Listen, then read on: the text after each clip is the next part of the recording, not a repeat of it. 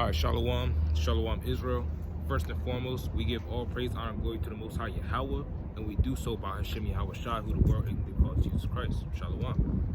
This is Brother Yazarok, WFI Philly, Jersey, coming back at you with another breakdown. All right, this won't be too long neither. We're going to go into the scriptures. We're going to go into regeneration. All right, I'm going to get the first precept real quick, because people go into reincarnation, people go into regeneration. Reincarnation chiefly is when your soul or your being, your spirit is put back on the earth, but it can be brought back as anything. It can be brought back as a tree, as a rock, as a bird, as a caterpillar. We go by regeneration because your spirit is being regenerated again. All right, so I'm gonna get this quick precept, kick it off. All right, this is the book, right, of Ecclesiastes chapter 3, and I'm gonna actually go to 15 first. That which hath been is now, and that which is to be hath already been, and God required that which is past. Right? So the Most High requires that which is past. The only way he's going to require that which is past is if you're born again, if you're put back on this earth. Right? You can't be here and then gone, and the Most High requires what was past. You have to be brought back in order to receive your judgment. Right? I'm going to jump down to verse 20. Ecclesiastes 3 and 20. All go into one place, and all are of the dust, and all return to the dust again, right? So we know when people are buried, when we put our forefathers into sepulchres and whatnot, they would into sepulchres, their body would decompose, right? They will go back into the earth, they will go back into the ground, right? That's where you get the skeleton, right?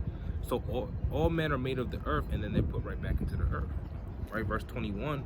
Who knoweth the spirit of man that goeth upward, and the spirit of the beast that go downward into the earth?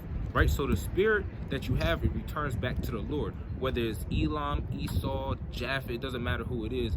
Your spirit, you die, and your spirit goes back into the third heaven. It goes back to the Most High. And then it's put on a cycle, and it's regenerated and put back into a new body on the earth. But the Lord tells you that there's no remembrance of former things. Right? Let's get that real quick. This is Ecclesiastes 1 and 11. There is no remembrance of former things, neither shall there be any remembrance of things that are to come with those that shall come after. Right? So you're not going to remember anything in the past, right? You're not going to remember your past life, because we all been here before, right? We're all put here because the judgment time is coming. This is the last generation, right? So we all been here before, but we don't remember the old days. We remember the past, and we remember our old lives, right? We might have been there in the Babylonian captivity. We might have been there in the Grecian captivity, and some of us was there walking with Christ, right? But we don't know who we are. All the prophets are back on the earth, right? Daniel's back, Jeremiah is back, Isaiah's back, John the Baptist is back, right? So everybody dies and then is regenerated like a cycle and put back onto the earth, right? Let's get this real quick. This is 1 Corinthians, right? This is 1 Corinthians 14 and verse 32. It reads, the spirit of the prophets are subject to the prophets, right? So those same prophets that were back on old are back again. The Most High doesn't change your lot, doesn't remove your lot, right? He tells you in Psalms that he maintains your lot. Right? So the prophets that were before are now again, right? They're just brought back onto the earth. They're just in a different body, but nobody knows who they are. So when you have men out there claiming that, oh, I'm this prophet, I'm this person, I'm this person, that's off, because you don't know who you are. You can't say who you are because nobody knows who they are, right? So let's jump into it real quick. We're going to get these precepts lined up to show you that regeneration is biblical, right? Let's go to the first one. Let's go to Revelations, right? Go to Revelations. We'll go to the first chapter.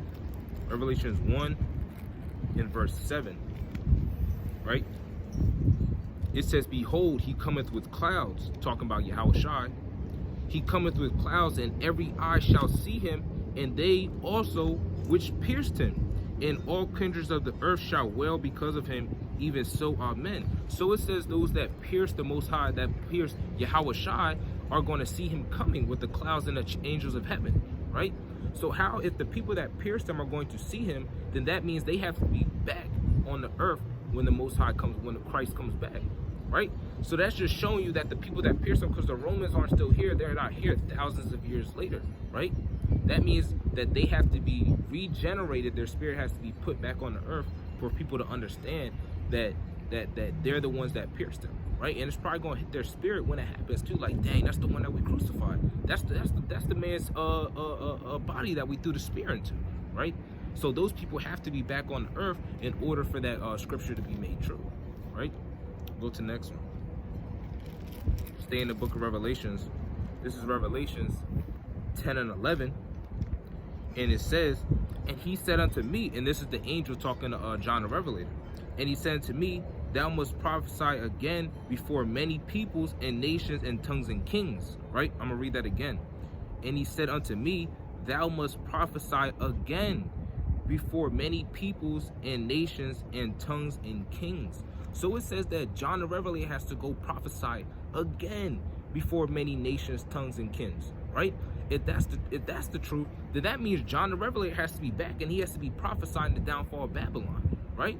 So, and remember, this is during the time of the Roman Empire, right? John is exiled to the island of Patmos right now. So if he's on the island of Patmos and he's having this crazy vision, and the angel told him, you have to prophesy again between to many kings and nations and peoples and tongues, then that means his spirit has to be regenerated and put back on the earth so he can prophesy again, right? That's the only possible way. There's no way John the Revelator is here after these hundreds to thousands of years, right? Still living on the earth, prophesying again. No, he had to die, and the Most High to take his spirit up, and he had to be put back on the earth as somebody else. And John the Revelator doesn't know who he is right now, right? Until that day when Most High comes back and we get set back into our own land, where we get put back into the wilderness, then our people are going to know who they were, right, in the past life. And we might not even know that, because it tells you that there's no remembrance of former things, right? So nobody knows who they are. Nobody can say I'm Peter. Nobody can say I'm Paul. Nobody can say I'm damn Andrew. Nobody can say these things because we don't know who they are, right? Let's go to the next precept, right? Let's go to the second Ezra, right? This is the book of second Ezra, chapter 1, and I'm starting 38. And now, brother, behold what glory, and see the people that cometh from the east, unto whom I will give for leaders Abraham, Isaac, and Jacob, Hosea, Amos, Micah, Joel, Obadiah, Jonas, Nahum, Habakkuk, Zephaniah, Aggai, Zechariah, Malachi, which is also called the angel of the Lord. So this right here, Ezra is living in the time of the Medo-Persian captivity, right? So all these people that he named in the beginning, Jacob, Isaiah, Isaac, Jacob, Hosea, and some of these people was already here and gone and died. So how are you going to say, I'm going to give these people for leaders if these people are already gone? That shows you that these people have to be back on the earth, right? He's going to send these people again, just like John the Revelator was prophesying to be sent again, right? This angel saying, I'm going to give these people for leaders, and basically they're going to be back on the earth to lead our people, and they're the ones that are leading and feeding the sheep as we see to this day, right? Let's stay in the book of second Ezra, right? Let's go to chapter 16, right? Now this is the prophecy. This is the end of the world prophecy in these last few chapters, right? So Ezra is seeing this crazy vision of this world being destroyed, right? And seeing the ICBM coming down and destroying Babylon, and all these other crazy visions, the people, the uproars, the civil wars, and the World War III. He's seeing all this stuff going on in second Ezra, right? And this is what Ezra had to say. This is second Ezra 16, verse 17. He said, woe is me, who will deliver me in those days, right? So Ezra just said that. He said, woe is me, who's going to deliver me in those days? Is Ezra a few thousand years old right now, walking the earth? No, everybody would know that he's Ezra. Ezra died, and his Most High put his spirit back on the earth, right? Ezra said, woe is me, who would deliver me in those days, meaning that he's going to be here when it happens, showing you that he has to be back on the earth again to be able to see this stuff and to prophesy again, right? Because remember, the spirit of the prophets is subject to the prophets. So Ezra is a prophet. meaning that Ezra has to be back on this earth right now, prophesying again, just like John the Revelator was prophesied to do. Just like Jeremiah is back on the earth. Just like Daniel, like I said, Habakkuk, Joel, all these prophets are back on the earth doing the same thing that they did in the past, right? Because the Most High maintains your lot, so you're going to be doing the same thing you did in the past when you come back onto the earth, right? So we're going to jump back. We're going to go to the book of Malachi, right? Lucky, it's windy out here, man. Windy and cold. Y'all don't know about this Philly weather, man. Let's go to the book of Malachi. Malachi, the 4th chapter. I'm going to start at 4. Remember ye the law of Moses, my servant, which I commanded unto him in Horeb for all Israel with the statutes and judgments. Here's the point. Verse 5.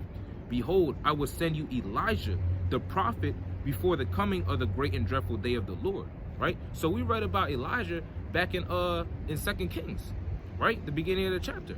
So Elijah's not alive. He said he's going to send Elijah again before the great and coming day of the Lord, great and dreadful day of the Lord, right? Now let's go to Matthew, the 11th chapter.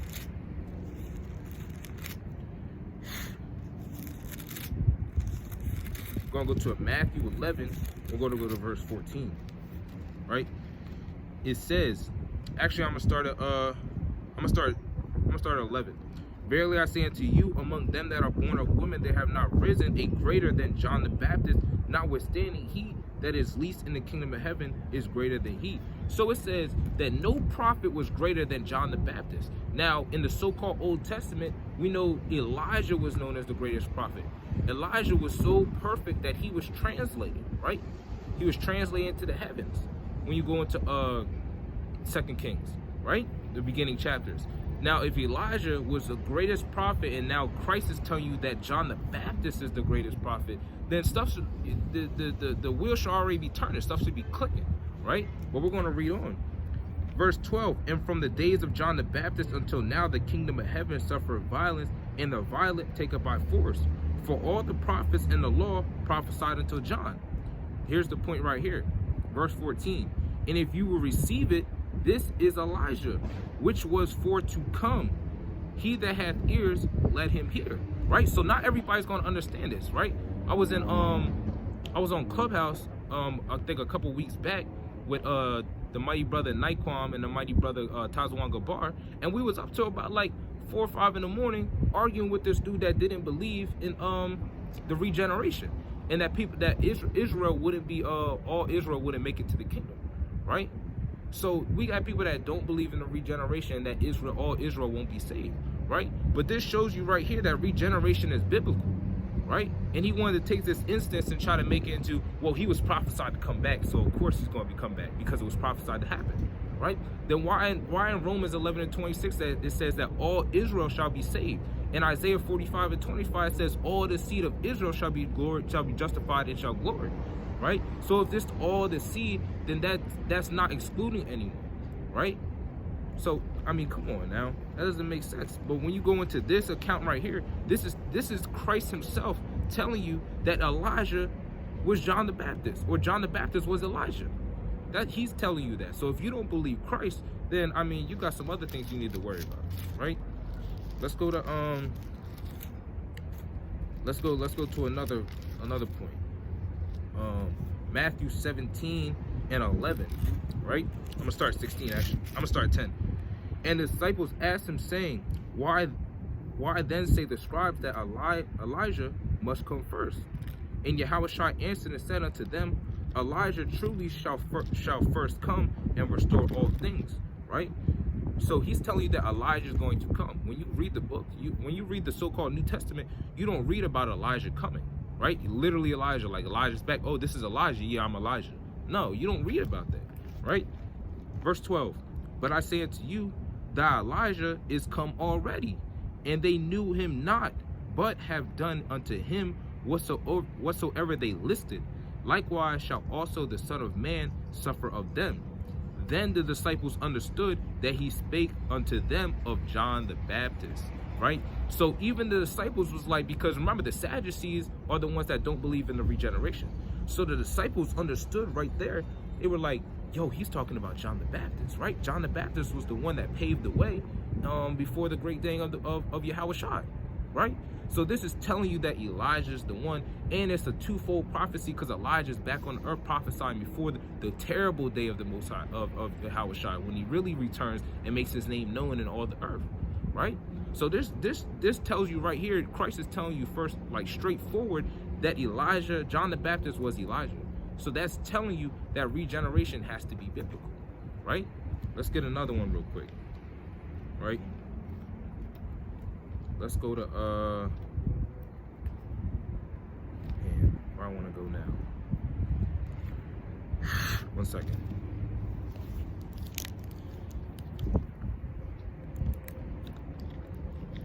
So the scriptures explain themselves, man. There's not a whole lot we really got to go into because we're showing you plain upon tables that regeneration is a thing, right? Let's go to 2 Samuel, actually. Let's go to 2 Samuel 7. We'll go to verse 12. 2 Samuel 7 and 12. And when thy days be fulfilled, and thou shalt sleep with thy fathers. Now this is David talking to about Solomon, right?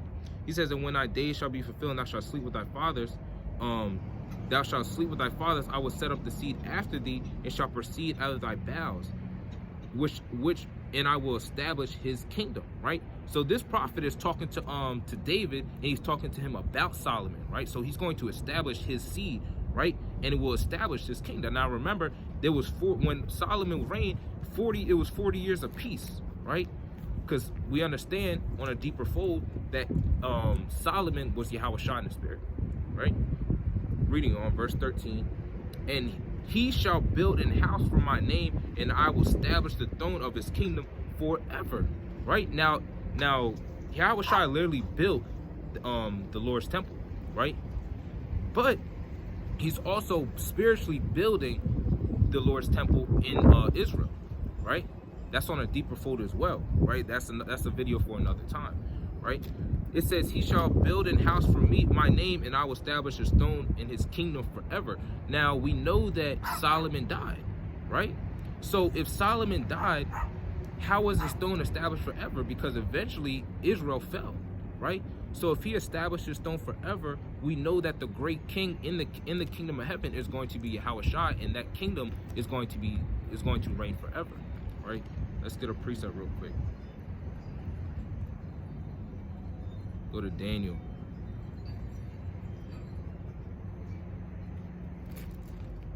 Salakia. Let's go to Daniel, the 2nd chapter. I'm telling y'all, man, it's cold out here. It is what it is, though. It should be Daniel 2 and 44. And in the days of those kings shall the God of heaven set up a kingdom which shall never be destroyed, and the kingdom shall not be left to other people, but it shall break in pieces and consume all these other kingdoms, and it shall stand forever, right?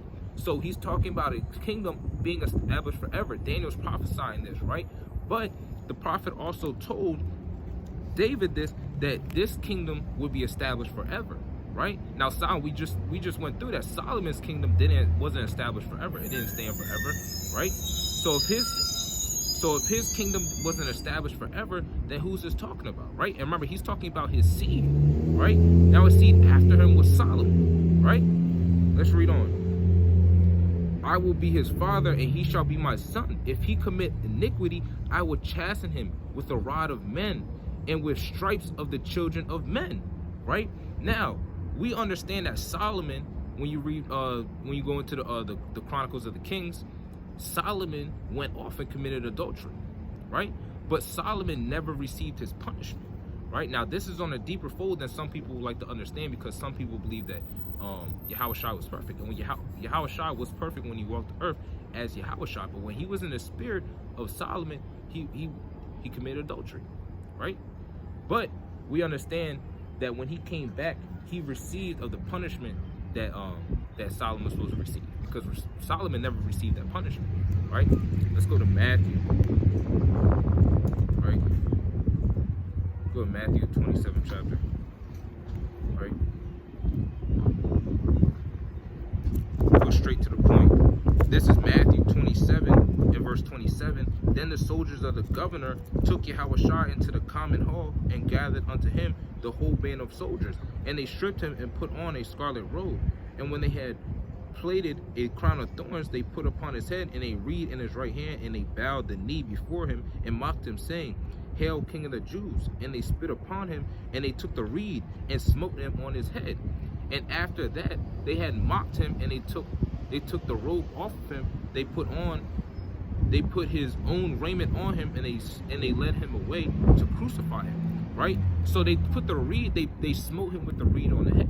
Right? And now this says that if he chastened him, if he committed iniquity, I would chasten him with the rod of men and with the stripes of the children of men. Right? So Yahushua is fulfilling what Solomon went off for. When he went off for adultery, Solomon is fulfilling that prophecy that he would be chastened with the rod of men. Right? Because he's receiving the judgment that he got when he was before him. Right? I'm going to read on. But thy mercy shall not depart away from him, but as I took it from Saul, whom I put away before thee. And thy kingdom shall be established forever before thee, thy throne shall establish forever. Right? So we understand that Yahushua received the punishment that he should have received when he was Solomon for committing adultery. Right?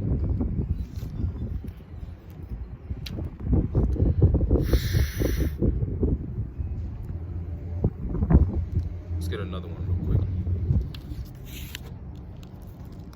Let's go back to Daniel. Right? Gonna get a couple more real quick. Right? We'll go to Daniel, end of the book. Alright? Daniel 12 and 13. Actually, I'm gonna start up. I'm gonna start at 12.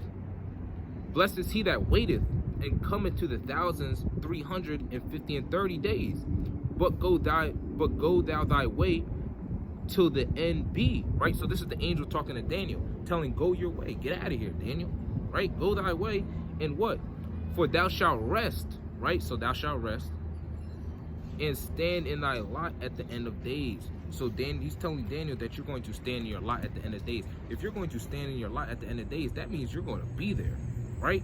When Daniel's raised up through regeneration and he's planted back on the earth and he comes back and he does his prophesying and the last days come, he's going to be there. He's going to see how it happens. Just like we read in Romans 1 and 7, that these people are going to have to see Yahushua who pierced them. He's telling you right now that he says, go thy way and stand in thy lot in the last days. Just like Ezra. Ezra said, woe is me, who shall deliver me in those days? Ezra understood, right, regeneration, and that he would have to be there in the last days. Right? So this is an angel telling Daniel the same thing. He said, go thy way and stand in thy lot in the last days, because you're going to see this happen. Right? Because Daniel had heavy visions too. Right? You have to read that 12th chapter. Right? So we're thoroughly showing you that regeneration has to be a thing, because all these people are coming back on the earth and are going to see the last days of the Most High when Yahushua comes back. Right? And we got straight from Yahushua's mouth that Elijah, John the Baptist, was Elijah. Right? So if you don't believe Yahushua, like I said, you got some other things you need to work on. Right? Let me get this last precept real quick. We'll go back to the book of Matthew. Right? Let's go to Matthew 19. Matthew 19 and 28. Right? And Yahushua said unto them, unto his disciples, verily I say unto you, that ye which have followed me in the regeneration, right?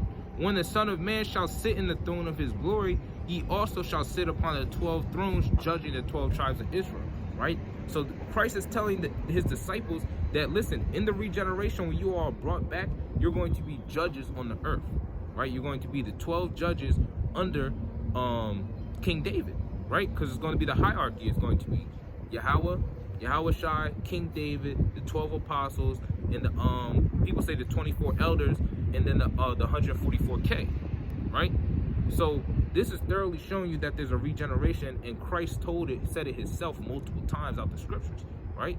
I just wanted to get a few precepts on that to show you that regeneration has to be a thing, right? So with that, I'm gonna close out. I'm gonna give all glory, honor to the Most High Yahweh and to his Son Yahweh by Hashem Yahushua Salakia. I'm going to close out giving all honor and glory to the Most High Yahweh, and we do so by Hashem Yahweh Shai. Continue to adore Israel, and I hope this video was edifying. Shalom.